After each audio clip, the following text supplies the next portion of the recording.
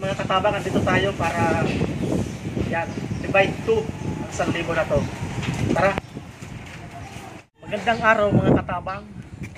Ngayon mga katabang, andito kami para sa content namin at charity vlog.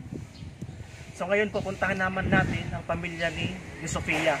So bagong lahat, nais ko munang pasalamatan ng ating sponsor, ating OFWs na si Ma'am Lizelle Sagubiense na nagbigay ng cash. Ito yun, 1,000. So bali dalawang pamilya ang may kinabang nito mga katabang, si Sofia at ang buntis na si Josel. After nito pupunta namin yung sa bundok.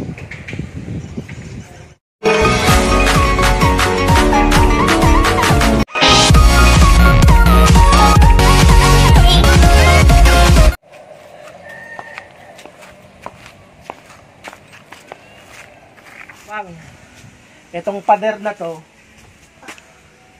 school campus sa kabila niyan. So bale ito yung pinaka-pader rin nila Tsona, nanay ni Sofia. Ito yung bangon nila, yung saingan. Ito yung bahay. Walang bintana, walang pinto, walang dingding.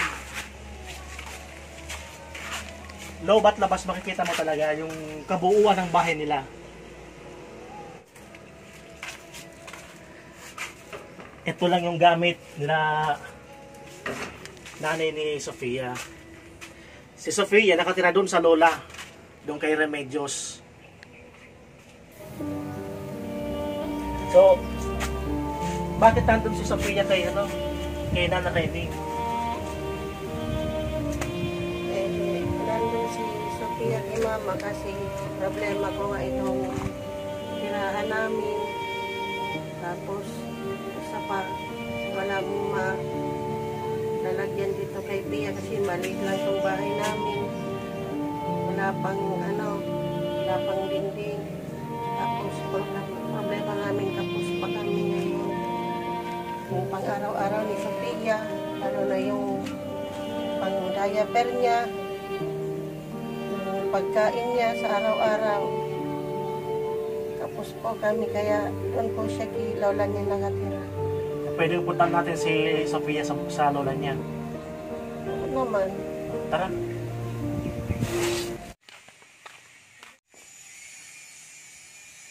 Mga katabang, yan ang mag-ina, si Tsona.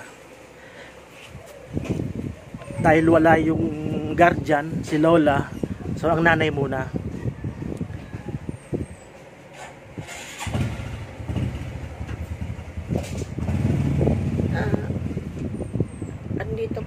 Andito po ako kay Pia kasi po wala po si Mama. Tapos po nakikita niyo po naman yung gamit niyang lampin, talagang mga damit lang na sira-sira na. Yun po ang ginagamit namin lampin sa kanya. Kasi po wala kami pambili ng mga lampin na para may magamit siya. Tapos po ito nga pong higaan niya, kalahating goma lang po na ginagawa naming sapin sa semento. Kaya po, ito po yung inihigaan niya. Tapos po, doon sa bahay, hindi ko po siya maiuwi. Gawa po nung bahay namin sira-sira. Wala po kami magandang tulugan. Dito po, andito siya tilolan niya. Ang dami na po nang iniisip ko para sa anak ko. Kasi po hindi ko na alam kung kanino pa po ako lalapit. Wala naman po ako maasahan sa mga kapatid ko. Kasi alam ko naman po na talagang wala po silang may tulong sa akin. Kaya po hirap na po yung kalooban ko. Kahit anong sakit na masasakit na sinasabi sa akin, tinatanggap ko na lang. Hello, po. Pia. Alang-alang sa anak ko. Nagtitiis na lang po ako kahit masakit nga yung naririnig ko. Wala na po akong magawa. Kasi yung anak ko ang problema ko Wala akong madalang sa kanya. Yun nga, sabi ko nga, maliit yung bahay namin. Tapos yung dingding pa namin, padar ng eskwelahan. Wala pa akong ibang inaasahan na makakatulong sa aking anak. Isa pa po, ang hinihingi ko lang po may makatulong sa amin yung sa pang araw-araw niyang pagkain. Tapos po, yung lampin. Siguro po, sabihin nga makapal yung mukha ko. Pero ginagawa ko lang naman po ito para sa anak ko. Kasi yung anak ko po, di makatayo, di makalakad.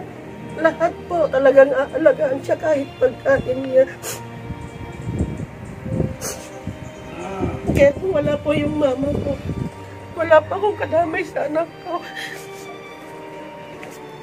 Kaya yun nga po, pinapasalamat ko kasi mawala na po yung mama ko sa amin. Hindi ko na po alam kung sino patatulong sa amin mag-ina.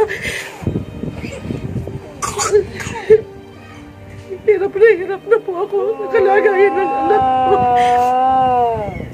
Kasi po yung tatay nito hindi man po nag-intindi.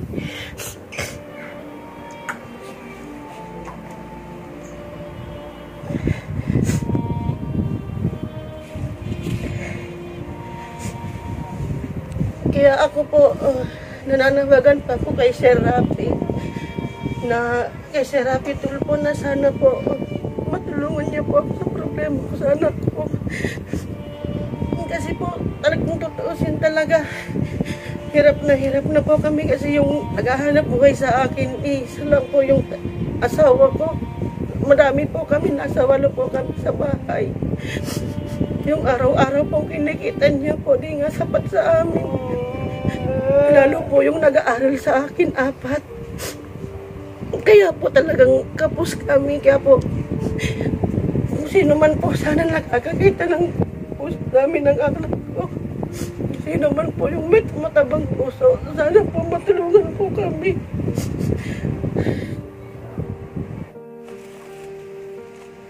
Ang mga katabang, ibibigay natin yung bigyan natin ng OFWs.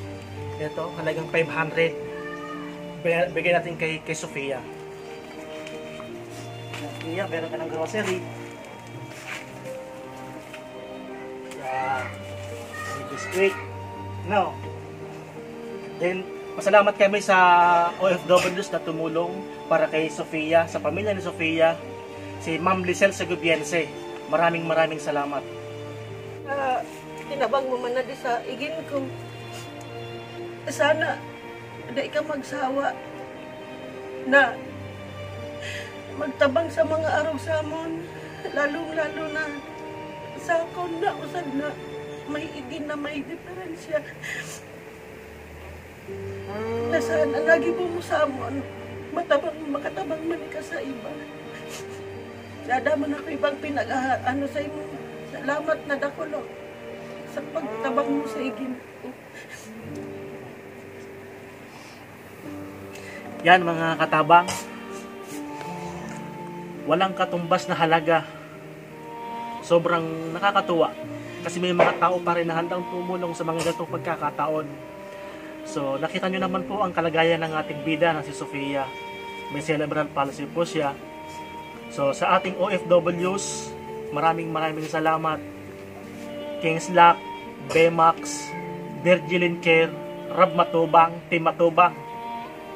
Sana po, kung nanonood bang kayo, sana po matulungan nyo rin si Sofia. Muli po, maraming salamat.